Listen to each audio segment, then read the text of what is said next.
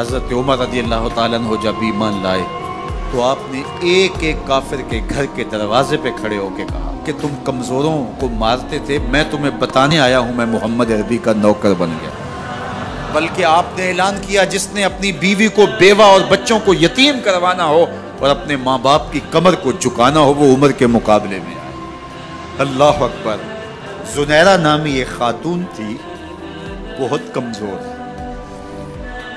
راوی کہتا ہے کہ اس کی ہڈیوں میں گودا نہیں تھا، عشق رسول تھا، اور اس کا ظالم آقا اس کو مارتا ہے، اور جب مار مار کے تھک جاتا ہے ادھر سے عمر آ رہے ہیں، یہ اسلام لانے کے پہلے کی کہانی ہے، ادھر سے عمر آ رہے ہیں تو اس نے کہا عمر تم جوان آدمی ہو تو یہ چھوڑتی نہیں ہے اپنے نبی کا نام، ذرا تم آؤ۔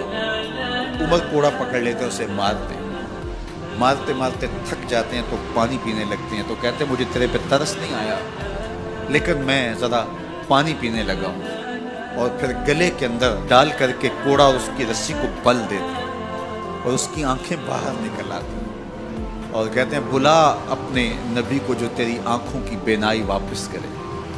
اللہ اکبر۔ تو اس نے آسمان کی طرف منہ کر کے کہا مالک میں کبھی بھی آنکھوں کی بینائی نہ مانگتی لیکن اب تیرے نبی کی عزت کا سوال ہے۔ آنکھوں کی بینائی واپس ہو جاتی ہے۔ زنیرہ کو بڑا مارا، آج عمر گلیوں میں آنکھوں میں آنسو ہیں اور عجیب دل بے تاب ہے اور کہتے ہیں آؤ بھئی میں حضور کا غلام بن گیا ہوں، تمہیں بتانے آیا ہوں۔ زنیرہ نے موڑ کاٹا تو آگے عمر یہ آواز دے رہے تھے۔ زنیرہ ایک کونے پہ کھڑے ہو کے رو کے کہتی ہے عمر تم تو بڑے اس دن جوش و غضب میں تھے اور تم مارتے ہوئے تھکتے نہیں تھے۔ تو عمر نے کہا زنیرہ اس دن میں نے دیکھا نہیں تھا، اب میں محمد عربی کو دیکھ آیا۔ جنہ ویکھیا نہیں ہو کرن گلاں، جنہ ویکھیا نہیں ہو کرن گلاں، جنہ ویکھیا ہو تے بول دے، جڑے محرم راز حقیقت دے اور راز حقیقت کھول دے۔ تو حضرت عمر رضی اللہ تعالیٰ عنہ ایمان لائے۔ حضرت عبداللہ ابن مسعود رضی اللہ تعالیٰ عنہ فرماتے ہیں کہ حضرت عمر کا ایمان لانا مسلمانوں کے لیے عزت کا سبب تھا، ان کا ہجرت کرنا مسلمانوں کی نصرت تھی اور ان کی خلافت مسلمانوں کے لیے رحمت تھی۔ حضرت عمر رضی اللہ تعالیٰ عنہ وہ ہیں کہ میرے حضور نے فرمایا لوگوں جب نیک لوگوں کا ذکر کرو تو میرے عمر کا تذکرہ ضرور کیا کرو۔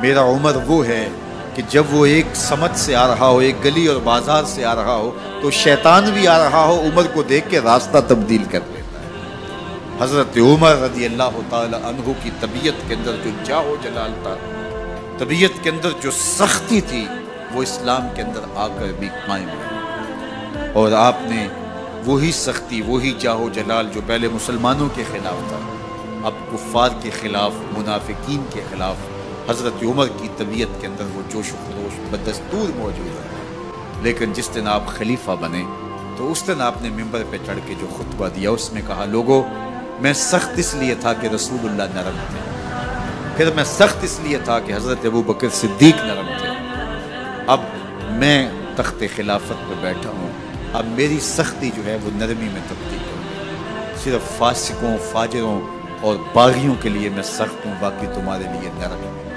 سب سے کم جو تنخواہ بیت المال سے اگر کسی وجود نے لی ہے تو وہ حضرت عمر رضی اللہ تعالیٰ عنہ، صرف 2 جوڑے لیتے تھے سال میں، اور راوی کہتا ہے کہ میں نے دیکھا ہے کہ اس میں بھی 17 پیوند لگے ہوتے تھے۔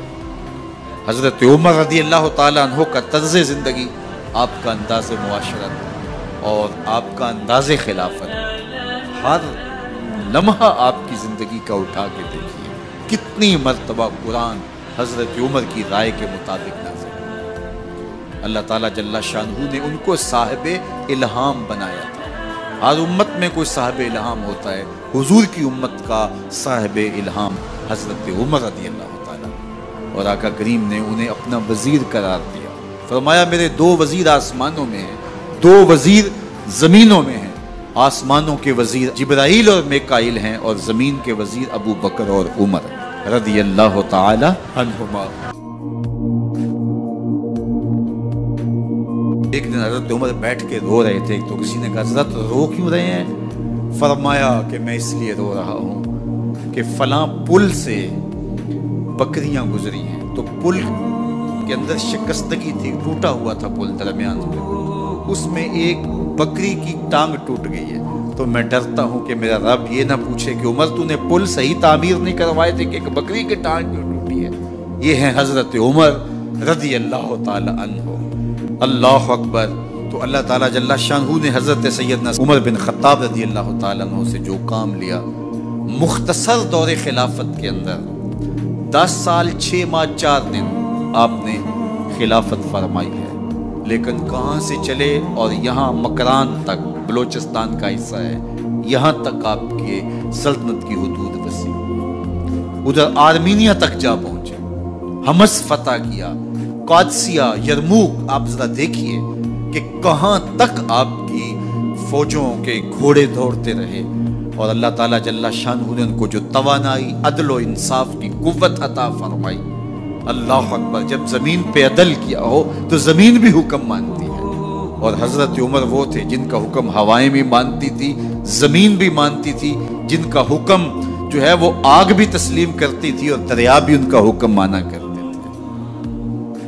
مصر کے اندر یہ رسمیں بد جاری تھی کہ سال کے بعد ایک دوشیزہ کو زیورات پہنا کے اچھے لباس میں ملبوس کر کے دریا کی بھیڑ چڑھایا جاتا، اس کی قربانی دی جاتی، اس کا خون بہتا تو دریا چلتا۔ جب مسلمانوں نے مصر فتح کیا تو گورنر نے لکھا کہ اسلام تو اس طرح کی رسوم کی اجازت نہیں دیتا، لیکن خشک سالی ہے، لوگوں کی فصلیں ویران پڑی ہے، تو حضرت کیا کیا جائے؟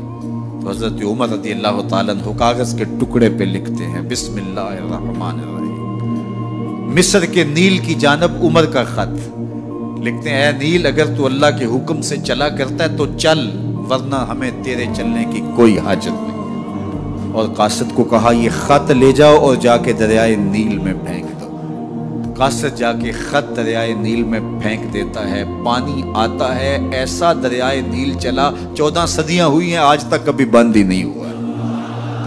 دریا حکم مانتے، آگ نکلتی ہے۔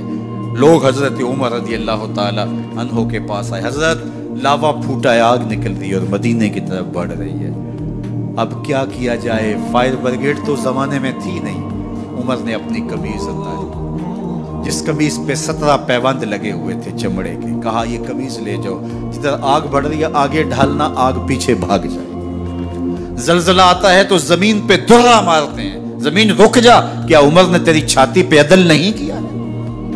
تو یہ عمر ہیں رضی اللہ تعالی عنہ کہ جن کے انصاف کی وجہ سے، جن کے عدل کی وجہ سے اللہ تعالیٰ کی رحمات، اس کی برکات کا نزول ہوتا تھا، اور اللہ تعالیٰ نے مسلمانوں کو وہ آبرو مند حکومت دی۔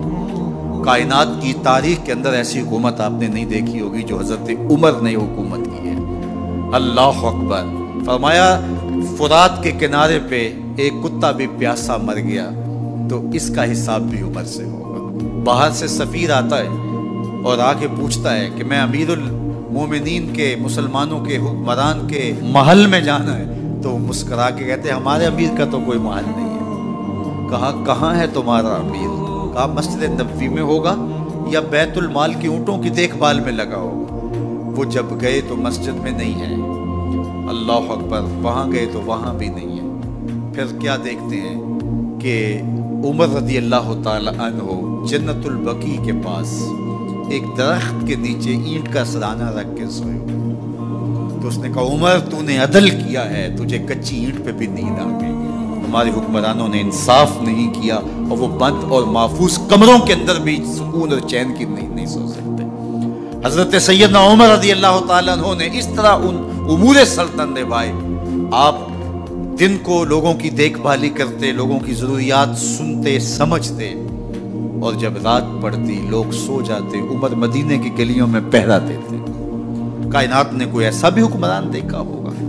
اللہ اکبر۔ وہ مجاہد جو مختلف محاذات پہ گئے ہوئے ہوتے، ان کے گھروں کی دیکھ بھالی کرتے، ان کی ضروریات کا خیال رکھتے، ان کی آبرو کا پہرا دیتے۔ راتوں کی تنہائیوں کے اندر حضرت عمر اٹھتے اور جا کے گشت کرتے، چکر لگاتے، دیکھتے کوئی آنکھ پر نم نہ ہو، مفلسی کا کسی گھر میں ماتم نہ ہو۔